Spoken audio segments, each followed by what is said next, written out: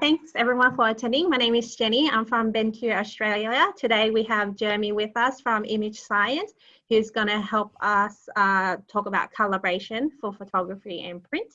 To get this webinar going, if you have any questions, just raise your hand and I will unmute you and then you can ask Jeremy the question.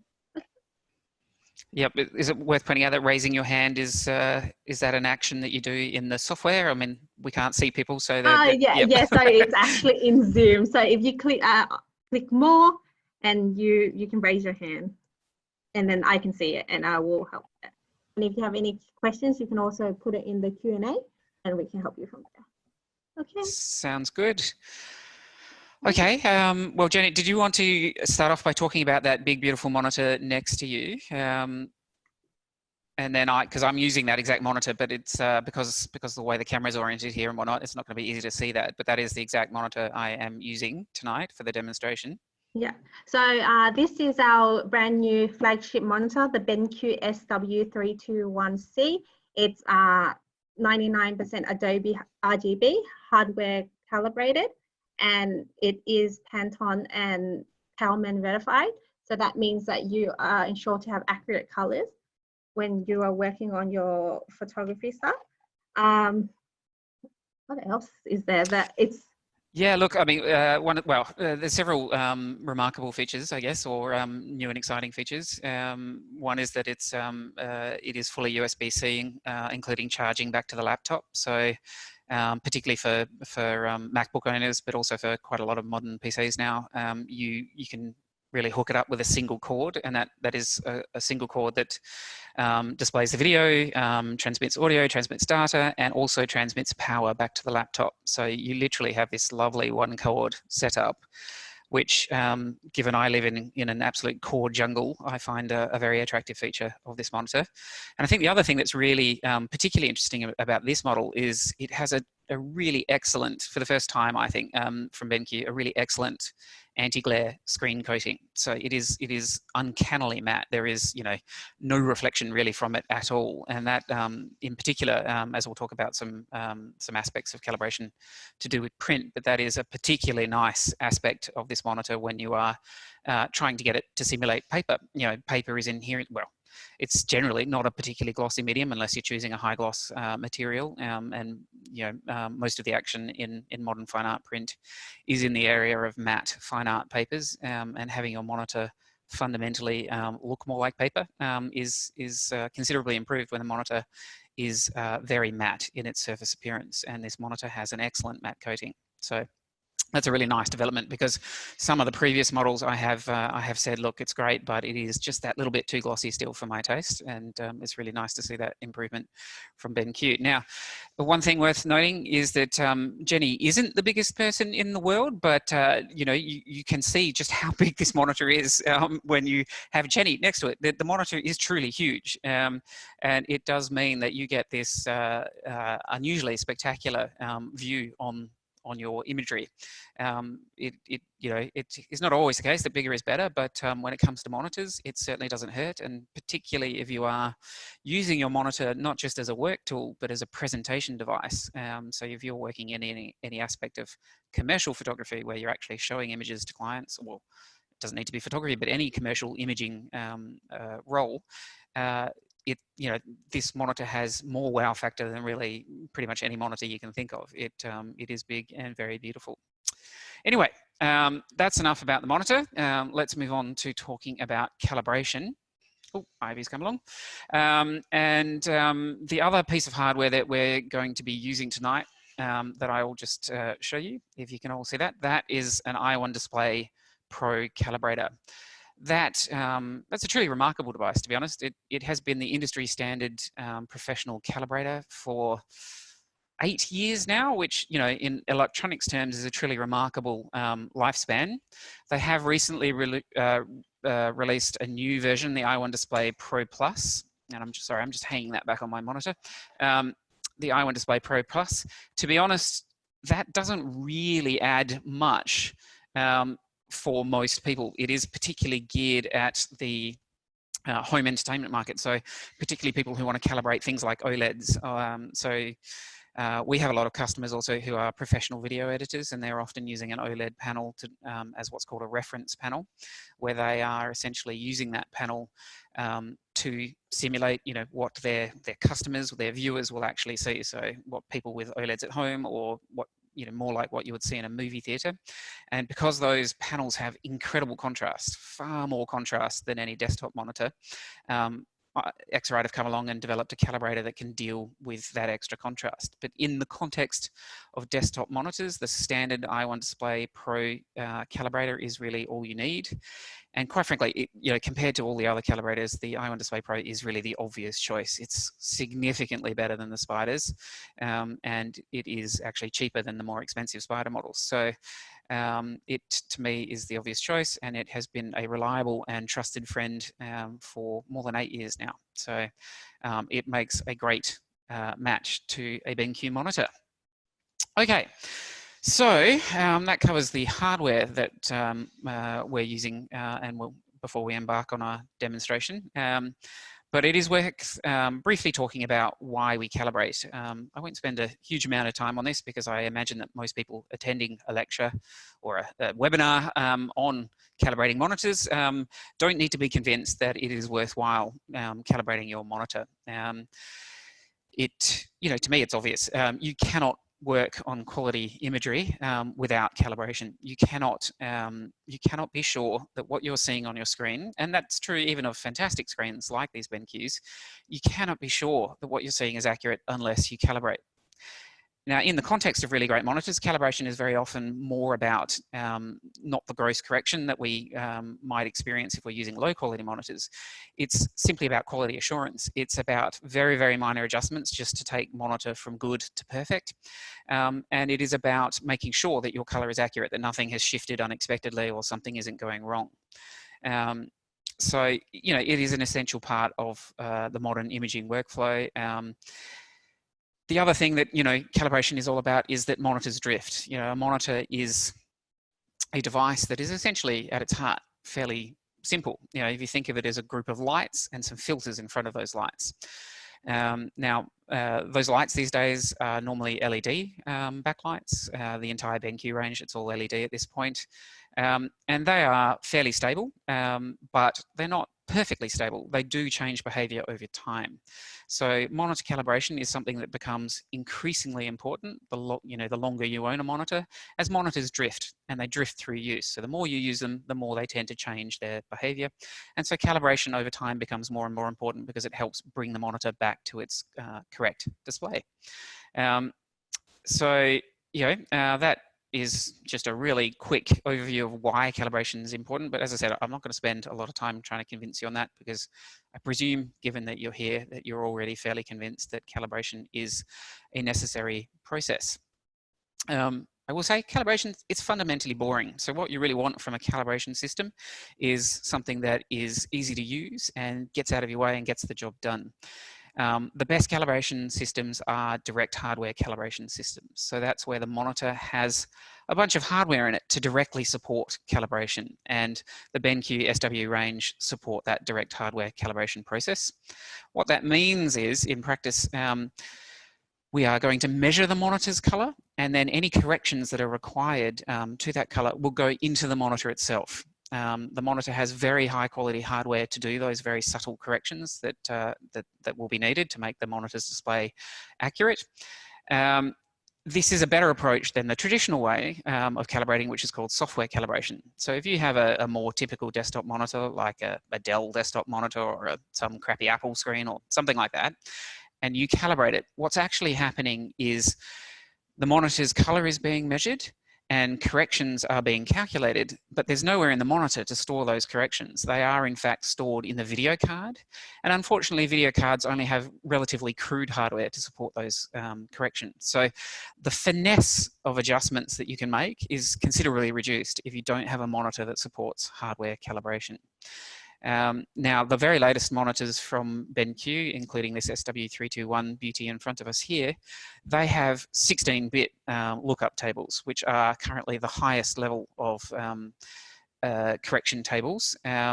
that are available in monitors, and previous models have often 14-bit lookup tables and so forth. So still excellent quality lookup table systems.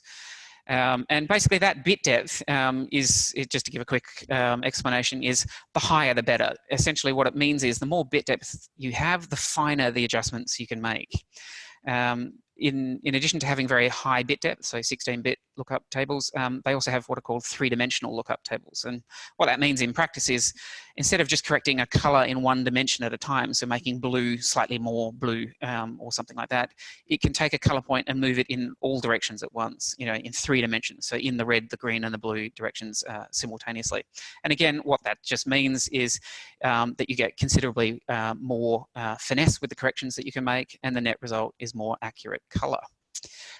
So there's no question that the hardware in these monitors is really excellent, but let's now talk about the software and how we actually go about calibrating, and how we might vary that calibration depending on the particular context that you might be thinking about and that you might work with.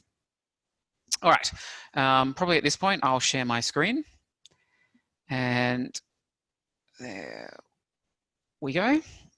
And hopefully now you can all see the Palette Master Element calibration software. So Palette Master Element is BenQ's software for their SW range of monitors, which obviously are their monitors that are geared towards professional photography and other graphic arts use. The software is very simple to use for these systems, which is great. It means you don't have to spend a lot of time worrying about complexity and knowing lots of different controls and so on. And it's worth saying that one of the other big advantages of direct hardware calibration is it tends to be a lot more automatic than software calibration. So back in the bad old days, when you calibrated a monitor, you used to kind of have to go into the monitor menus, hit the buttons, bring up the brightness or bring up the red, green and blue, and make manual adjustments to those things while you were calibrating. That was tedious because it meant that you had to be sitting in front of the machine while you did it, and it was fiddly because very often it was hard. You would adjust the red, but that would throw out the blue, and then you'd adjust the blue and that would throw the red back out, and you'd end up doing this sort of awkward dance trying to get a good result. With these direct hardware calibration systems, they direct drive the monitor's hardware, and they make exactly the adjustments that should be made all automatically in a sort of hands-off way. So one of the, I guess, undersold benefits of this type of calibration is that it's not only much higher quality, but it's much easier as well. And ease of use is, I just think it's a really important aspect to these things, because yeah, calibration is boring, it can be fiddly and technical, and the easier it is to do, the more often you're likely to do it, and therefore the more accurate your screen is going to stay. Okay, so you can see here on the software that it has identified the type of monitor that we're using, the type of calibration device that we're using. You can see a little green tick by that saying that it has identified the calibrator, and we're going to go straight into the advanced mode. I personally don't even know why there is a basic mode, because the advanced mode isn't that complicated anyway, and you want to take advantage of the stuff it can do. I'll be perfectly honest, I don't think I've ever actually hit start in the basic mode. I don't even know what it does in the basic mode, but in the advanced mode, this is what it does. Straight away, you have a choice between two options, profiling and validation. So profiling is where we're going to actually do the calibration, the adjustment side of the process, and improve the monitor's accuracy. Validation is if we want to check what the results of that process were. Down in the bottom left-hand corner, you can see a little bit of technical information, the version of the application that we're using. We're using version 1.3.9 that was released literally a couple of days ago. BenQ are very good at doing updates. They flow through regularly. And the calibrator we're using is this i1 Display Pro, also known as the i1 Display version 3. We hit next to go to the next thing. Okay, this is really, in many ways, the key page of the whole experience, so I'll spend a little bit of time here. When you calibrate a monitor, what are you actually trying to do? That's a good question. I'm glad I asked. The reality is that you're often, there are competing goals in calibration, and you're often trying to do different things for different jobs. So I'll talk about the two main ones that come up. One is if you are the typical modern photographer who is simply sending their photos out electronically. You know, you take lots of photographs, you perhaps don't do a lot of printing, and you're sending your photographs via email or the web to other people just to have a look at. Perhaps you're, setting up online galleries for grandma. Or perhaps you're a commercial photographer shooting real estate and you're sending them off to whoever does your website so that the listings can be updated. That's one goal of calibration. You want to have you want to calibrate then towards a set standard so that you know for sure that you are producing imagery that looks right in the majority of contexts to people who are going to be viewing your work on the screen. Another possibility is that you're much more interested in print, in which case you are really doing something quite different. You are then trying to make your monitor a predictor of your final output.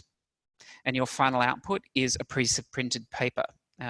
Hopefully it's somewhere, it's printed by a fine art lab or printed on your own properly color managed inkjet printer at home, and you're trying to produce the best possible match between what you see on screen and what you're going to get out of your printer later on. So we'll discuss both of those and the different settings that you might use for those two contexts. Okay, let's first discuss white point. White point is the color of white on your screen. D65 is a nice, safe, defensive choice a lot of the time. It is essentially the standard white point that pretty much every modern imaging device is aiming for. So, for example, your home television set is typically out of the box. Its preset modes are usually calibrated for 6500 Kelvin, also known as D65. They're not exactly the same thing, D65 and 6500 Kelvin, but that's way too technical to get into tonight. That is the standard white point for desktop monitors, for HD TVs, for really pretty much all sorts of modern display devices. So if you're just trying to calibrate your screen for that sort of electronic delivery scenario that I was talking about before, D65 is the obvious white point to use. On the other hand, if you are trying to simulate printed output, you will find that in general, D65 is too cool. It is too blue to give you an accurate simulation of fine art prints, of the prints that will actually come out of your printer. Papers just simply aren't that cool. Even kind of quite commercial papers are not that cool. So in that instance, what we do is we typically set a different white point. Now, there's no one specific white point, but around the office and in most fine art print labs, you will find that they tend to calibrate around the 5800 Kelvin mark, because that tends to provide a pretty good screen to print match in general between most prints on most papers that most people are using. You might want to go a little bit cooler than that, so a higher number if the papers that you're using are very, very blue, very sort of what we would call commercial. You might want to go yet warmer than that, down towards 5500 or possibly even 5000 Kelvin if you really are using warm fine art papers. Now, if you know much about printer color management, you'll know that profiles are actually built for 5000 Kelvin, printer profiles. And for many people, that's a really hard thing to get their head around. They kind of go, well, I should make my screen 5000 Kelvin because my printer profile is 5000 Kelvin. And if I want the two to match, then I have to have that white point the same. That is not true. And the fundamental principle of color management is something known as the principle of chromatic adaptation. And what that really, in a short version, says is that the white point, it's not so important. You don't want any massive gross differences between your white points, but when trying to make things match, your white point doesn't need to be identical because your eye will automatically adjust to the different scenarios.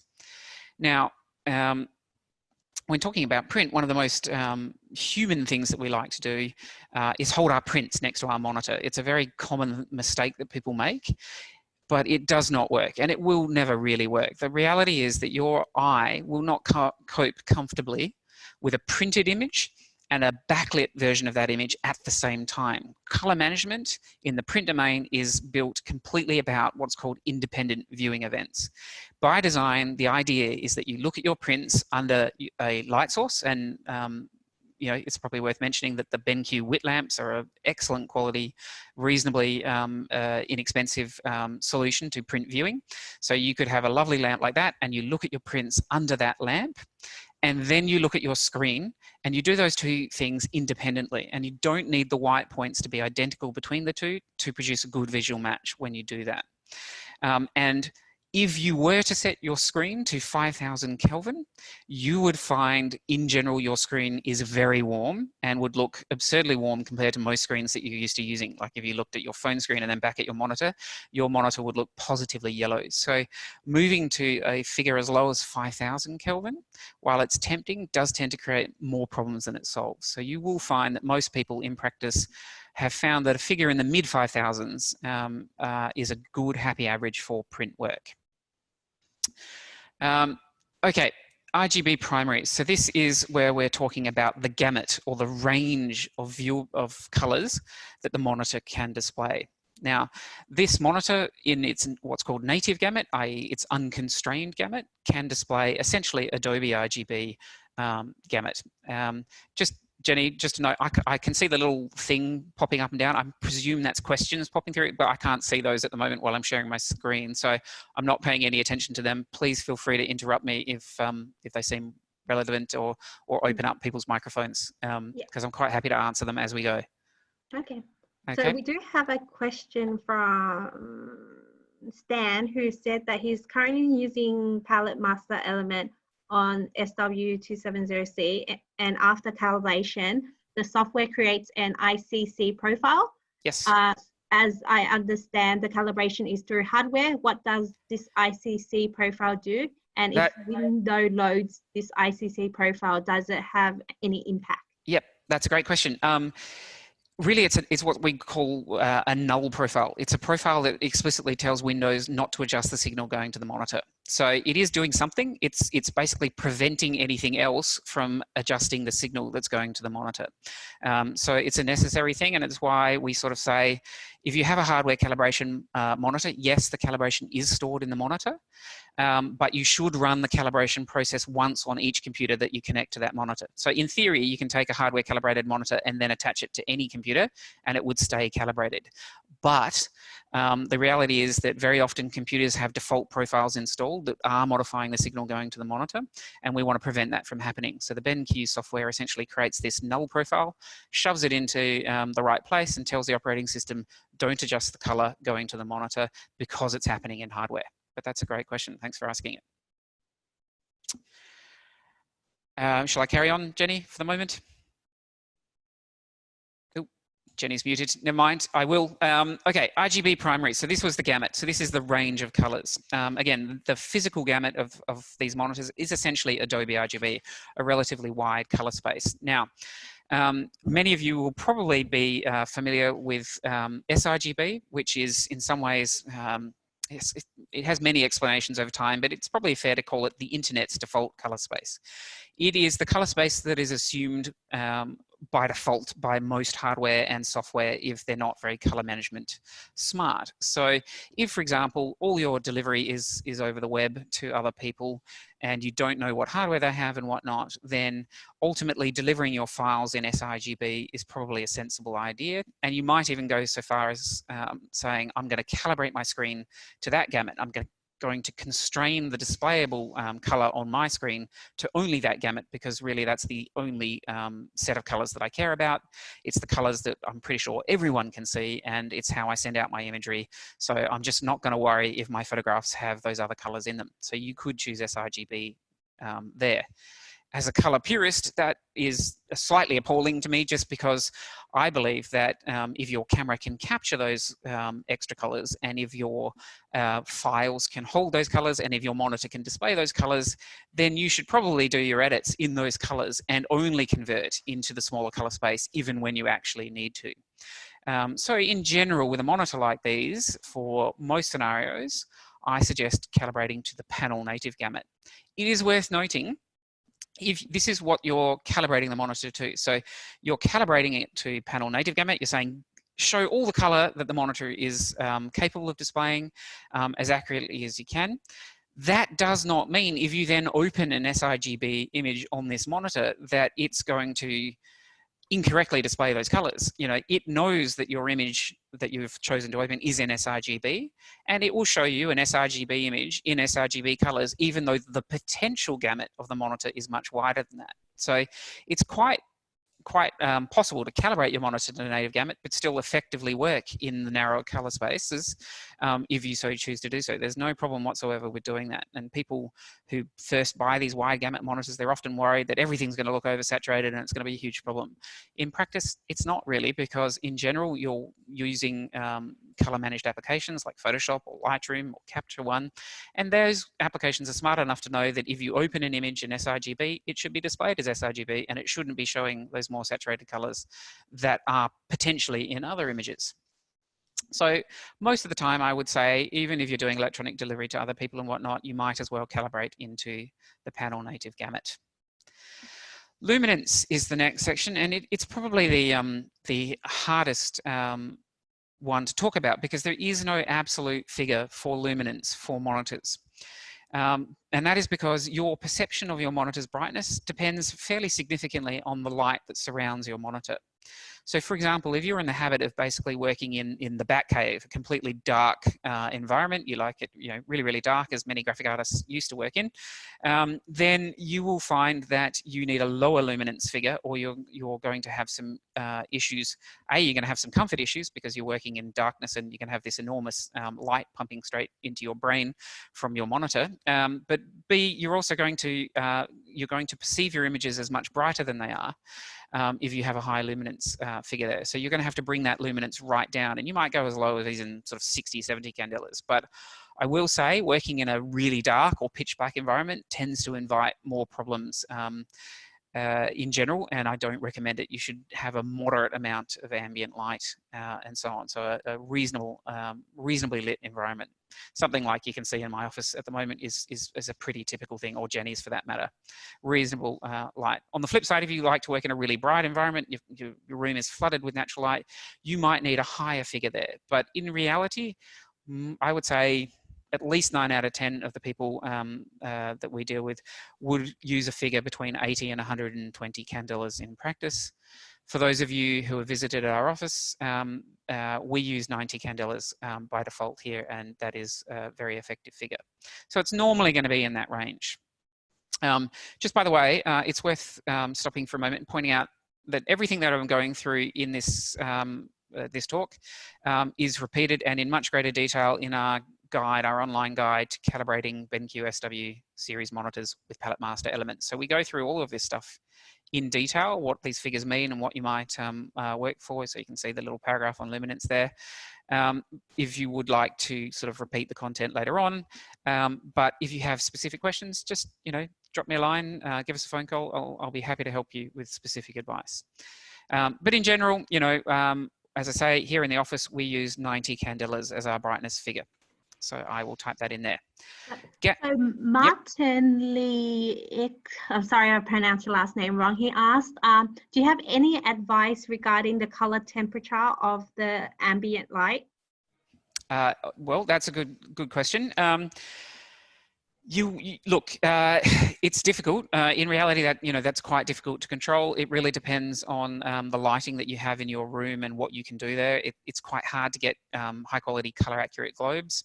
If, for example, you have halogen downlights, you can still buy Solux globes, which are an excellent light source. They're around 5,000 Kelvin.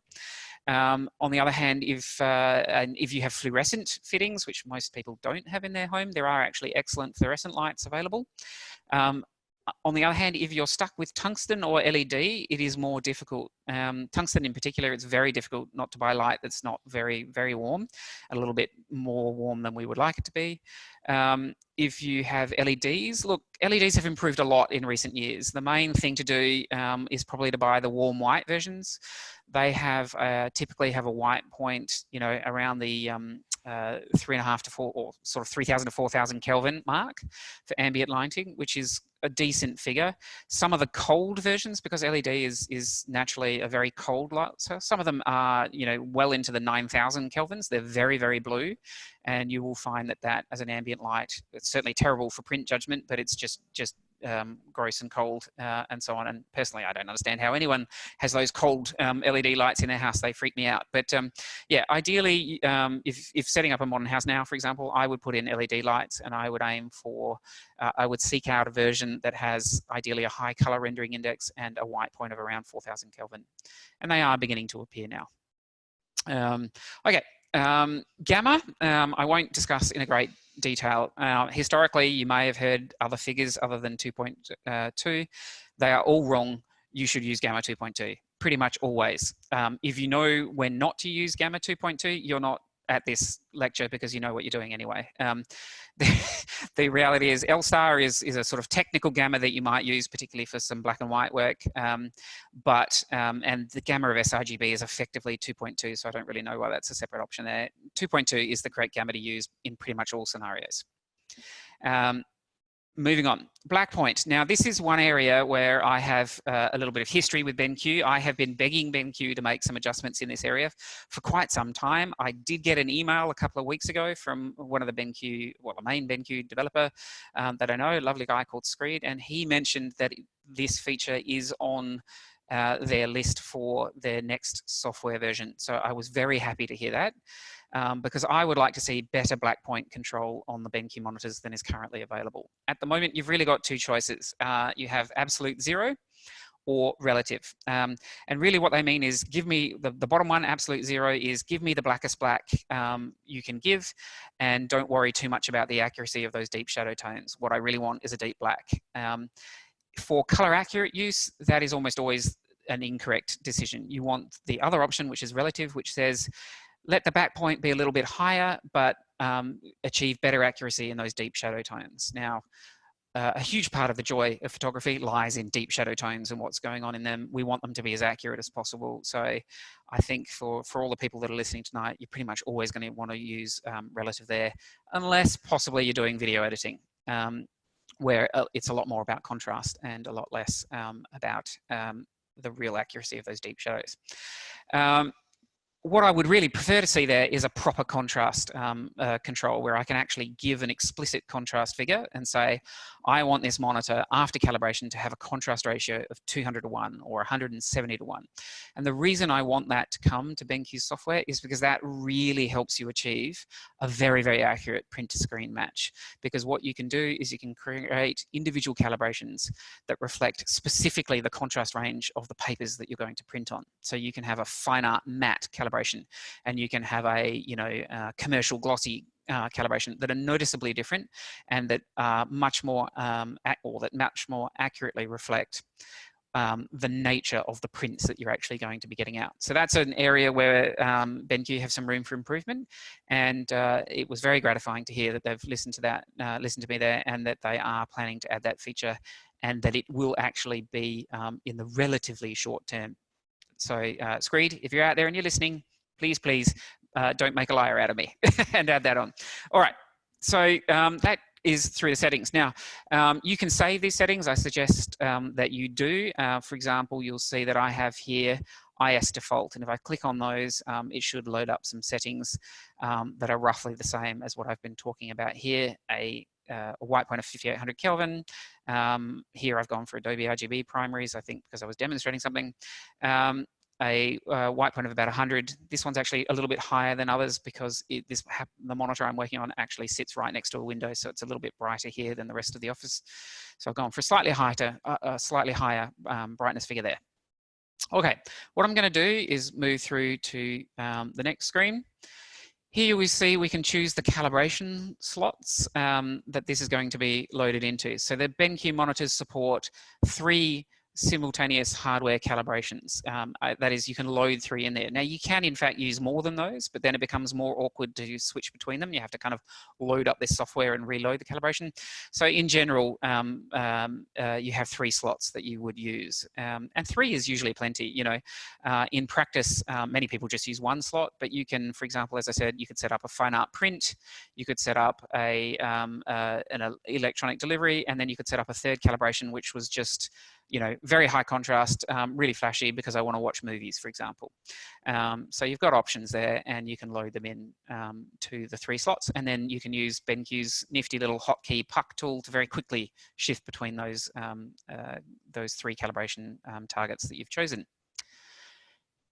You give your profile target a name. I'm pretty sure it gives you a name that kind of summarizes your settings by default. So that's really good. And so on. I personally like to have all the settings sort of listed in the profile name, but you could give it a more human name if you like. You always want the profile installed at the system level. I don't even know whether that's an option, so tick that box. In general, and I'm not going to go into this in detail here because it gets quite technical, the best type of profile that you can or that you want is a 16-bit lookup table profile. That's the most accurate type of profile, so that's the one we generally recommend. Version 2 profiles are more compatible generally with various bits of software that are out there. So particularly if you use old software, you want to use a version 2 profile. Version 4 profiles add absolutely nothing to monitor profiles, so there's not much point in them anyway. So we recommend you just always use version 2. I will say that recently, with very, very recent Macs, there have been some bug reports with version 2 profiles. So it is possible that my advice there might change going forward, that on the Mac platform specifically, you might want to use version 4 profiles. Now, the last control here is patch set size, small, medium, or large. And that basically determines how many colors the BenQ software is actually going to measure during the calibration process. I would always choose large. In practice tonight, I'm just going to use medium so that it speeds up. Now, what I'm going to do, Jenny, is I'm going to kick off this calibration process. And that would be a perfect opportunity to basically go through the question list and attend to some questions while we're running, as I presume there are a few more. So I'll get that going. I'll hit the start measurement button, and you'll see that it tells me to sort of take the little lid off my calibrator. My monitor, you can't see this obviously, but my monitor is physically leaning back about 10 or 15 degrees, which just means that the calibrator will sit nice and flush on the display. So I'll get a nice, good, clean read. One of the questions that always comes up at this point is, does it matter what your ambient light is doing? You know, do I need to calibrate at night if I work at night? Do I need to, you know, calibrate separately for night and day? In general, the answer to that, well, you certainly don't need to repeat the calibration at different times of day, because the calibrator has a little foam baffle surrounding the lens, so no ambient light is getting in there anyway. It is only reading the output of the monitor. So you can do it at any time of day that suits you. The other question of, do you need separate calibrations for day and night, is an interesting question. I'll just get this process started while we talk. It's asking me to place it in the right spot, and now I'll hit continue. Okay, whether you need separate, that really depends on how much the light varies in your working environment during night and day. In reality, if your light varies so dramatically that you do need a separate calibration for night and day, then probably what you should look at, rather than having multiple calibrations, is controlling the light in your work environment.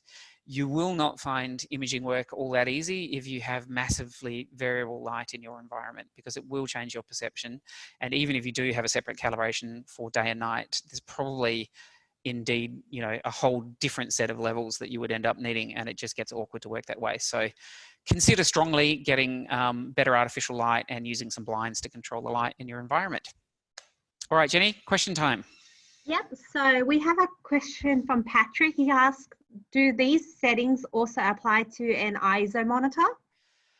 Yes, look, these settings are independent really of the hardware that you're using. So if you're not using a BenQ, if you're using something else, the settings advice is really the same. The only difference is some other calibration systems do already have that contrast control that I was talking about. So ASOS does, NEC's does, but BenQ will be getting it shortly. That's about the only difference there. You would probably set an explicit contrast ratio and say, I want, say, 150:1 if you're aiming for matte fine art print, or more like 200:1 if you're aiming for general print, and unconstrained contrast if you're just setting up for general purpose image display. We also have another question. Why does my calibration won't be able to adjust to target white balance? For instance, when I do Adobe RGB calibration using matrix profile, it can only achieve around 7,000K when the target is 6,500K, no matter how many times I try this. That one I'm not immediately sure about. That might imply that something else is manipulating the color on your screen, and the BenQ can't therefore do an adjustment. So one of the golden rules, look, I don't know your specific situation, and that's the sort of question that's probably best done offline, so I can get into more detail. But one of the most common problems people have with calibration is if they have previously had calibration software installed, they may have leftover software running in the background. A lot of those calibration systems have a little part of them called a LUT loader, and that basically loads a LUT into the video card, and some of those can be really stubborn to get rid of. They tend to hang around when you uninstall the software, and so very often you have to do a little bit of digging and cleansing before you start with a new calibration system. So that's one possibility that springs to mind. It could also be a fault with the calibrator is preventing it from accurately measuring the white point. There are many things. As I say, that one's probably handled offline to get into some more detail, so feel free to send me an email or give me a call tomorrow or sometime next week. We have a question from Scott. How does calibration differ from the inbuilt monitor color modes? For video editing, could I use the Rec 709 color mode, or is it better to create a custom video editing calibration? If so, what setting would you recommend?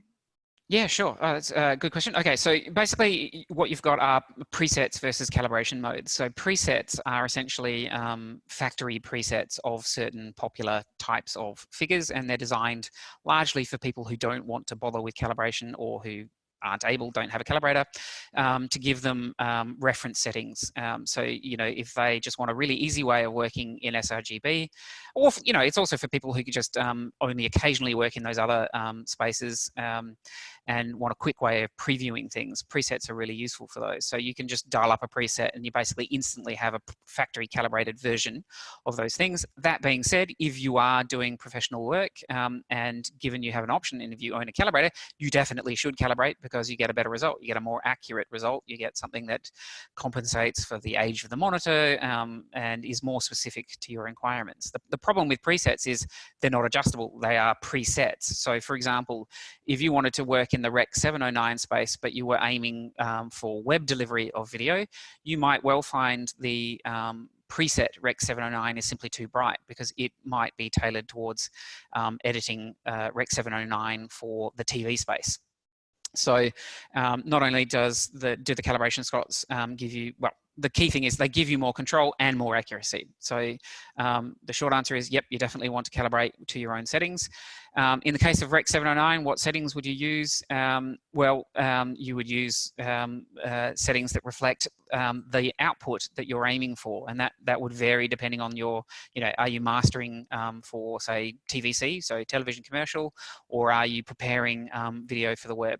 We have a whole article about various settings that you might use for various aspects. It's linked at the bottom of that BenQ calibration article that I mentioned before, so you might want to review that, or again, get in touch with me later for some more specific advice about that and your particular editing scenario. Our next question is from Sarah. If you guys want to raise your hand, I can also unmute you so you can ask Jeremy directly. So the next question is from Sarah. Does it matter if the one Display Pro is plugged into the tower rather than the monitor. It wasn't recognized when I plugged it into the monitor, even after replugging and restarting a few times on the PV270. Okay, yep, good question again. Look, it doesn't really matter. A USB device is a USB device, so wherever it kind of is plugged in should in theory be the same. In terms of it not being recognized when you plug it into the monitor, there can be a variety of things that can come down to a cabling issue. So you might have forgotten to plug in the USB cable that also goes into the back of the monitor if you're not using a USB-C hookup. Or it can, if you're on Windows, it can come down to some of the considerable idiosyncrasies of the Windows USB system. And that means that sometimes when you plug in a device, if it doesn't instantly kind of work with Windows, Windows then kind of remembers that it's a problem device, and it will pretty much never work in that USB, that particular USB port until you essentially reset that USB port for that device manually. It's a right pain in the butt, and that can crop up. But if you've got it to work in another USB port on your machine, that's absolutely fine. There's no problem at all using your tower or your laptop or whatever it is that you've got the monitor plugged into. You can use the USB ports on that, and that's no worries at all. Okay. We have a question from Caleb. Is validation failure a sign of faulty monitor, faulty calibrator, or something else? It's usually something else. Well, it's very rare that it is a faulty. It can be both of those things for sure, but it's very often not those things. It's almost always some sort of software idiosyncrasy. It's a very difficult one to actually pin down why it's failing. And it depends where the failure is. A few versions ago of BenQ software, there was a brief bug, for example, in the BenQ software where the values that the BenQ software were validating against were incorrect. So basically, there was just a mathematical error in the tables that they were using.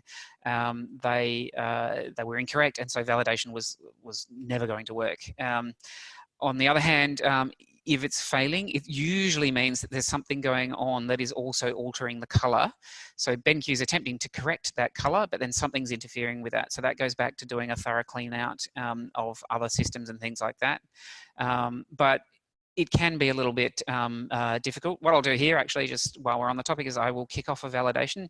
You can just see here the calibration results. You can see, for example, that it got very close to the target luminance and the target temperature. So everything's looking good there. And the next stage that we would normally go through is to validate the calibration. Now, normally when I do this, I'm not running screen sharing software, so I'm a little concerned that that will interfere with this, and I'll be curious to see if it does or doesn't, but that's classically the type of software that can get in the way of color accurate display, and you normally wouldn't be running it while you're working, so it's not normally a problem, but it's the sort of thing that might interfere with validation. But we'll see in a minute. I will say, BenQ are very courageous putting the validation thing right there for a couple of reasons. One, it's tricky because there are so many possible settings that you can calibrate to. Doing validation against all the possible calibration settings that people have chosen is actually really quite difficult to do because you have to adjust the values for all those possible calibrations. So sorry, I need to click continue there. That's actually quite difficult for BenQ to really pull off. The values that that you're when a monitor fails validation, people get very scared. Very often, it's failing it by the tiniest margin, and that's because the BenQ values in that area are really quite stringent. And if it's just outside of those values, it does not mean that your display is awful or unworkable or that you're not color accurate and so on. It means that there is a very slight amount of error that is beyond the ideal parameters. It doesn't necessarily mean a disaster. But again, that's a kind of case-by-case thing. And it can be quite difficult to diagnose, but I'm happy to take it up with you offline if you're having that problem. If you'd like to see here, though, you can see this is the sort of classic results that you tend to get with a BenQ. And I should just point out, you know, the BenQ monitors that I'm using here, they're not cherry-picked examples that are better than the ones that, that we sell or that people have on their desks at home. You know, it's just a random unit. I have never had a BenQ monitor fail validation in the many, many times I have calibrated. And I think a lot of that comes down to the fact that I am absolutely ruthless about cleaning other calibration and color affecting software off those machines before I start. And that's why all our calibration guides emphasize that really strongly right up front. But you can see here, these results are excellent. You know, all of these values are well below the, well, in this case, well below even the minimum threshold of 2, and certainly way below the maximum threshold of 4. So we had no trouble at all calibrating, even though we're sharing screens and so on. So that's a really good result. When we're done, we just hit finish. That is saved into the monitor, and it will automatically install that profile that we were talking about earlier. And there's really nothing more I need to do. I can fire up my software and I will be working on a glorious color accurate screen. So that's a basic run through. Hopefully that has been useful, and probably, yeah, for the rest of the time here, we've got another 10 minutes or so. I'm just quite happy to finish off with questions.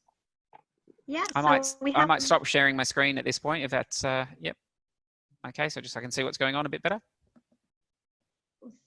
So we have a question from Stan. He said, thanks for answering the ICC profile question. So if I have 3 calibration, do I need to manually select a different ICC profile each time I switch the mode? Yeah, again, that's a good question. Because that profile is essentially a null profile, no, you don't. Now, if it is absolutely and categorically truly doing nothing, that I cannot, you know, sign on the dotted line and promise you and so on. So the purist in me says it's a good idea to just change the profile just in case. But really, in practice, I don't know if anyone does actually change that profile, because essentially it is a null profile. It's not doing anything.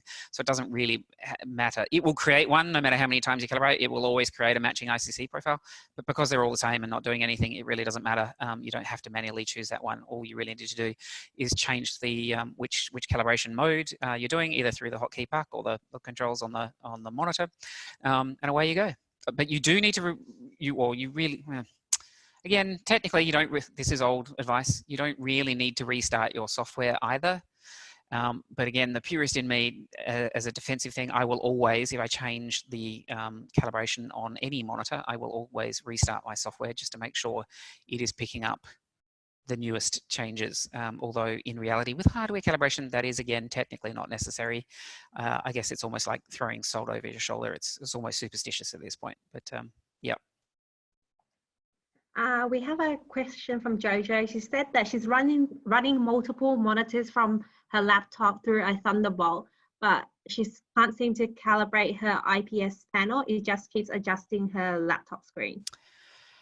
Well, that will come down to the specifics of what you're using. In theory, it should be fine to calibrate external monitors. Certainly, it's no problem in general. Say if you have a MacBook and a BenQ external monitor, that is, you know, people do that all over the world all day, every day, so that there's no general issue there. That said, some calibration systems, more limited ones, if you're not using a hardware calibration system, but more limited ones don't allow multiple monitor calibration, so they will only calibrate the primary monitor, in which case you can get it to calibrate the external one by designating, even if it's only temporarily, the external monitor as you would designate the external monitor as the primary monitor, even temporarily, and then it would allow it to calibrate it. But that is a kind of, quite specific question depending on what calibration, what calibrator, and what monitors you're actually using.